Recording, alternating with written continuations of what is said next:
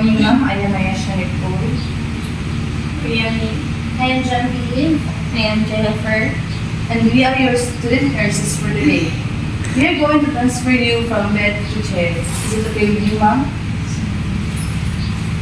Position the patient closest to the side of the bed where the transfer will take place. Place a sheet. This is used to transfer the patient into the stretcher.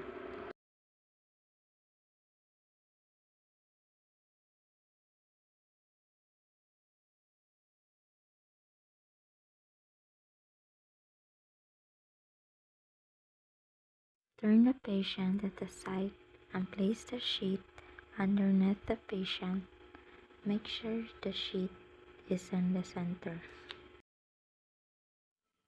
Turn the patient to the other side and get the sheet underneath the patient and prepare to transfer.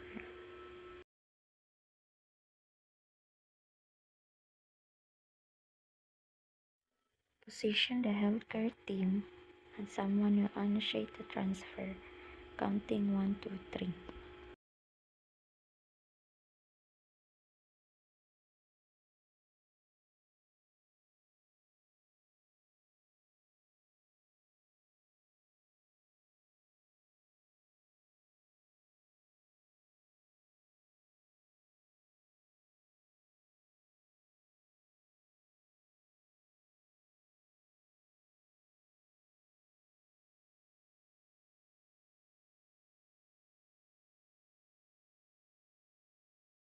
The brakes of the stretcher and make sure the patient is comfortable. Raise the guardrails and adjust the stretcher.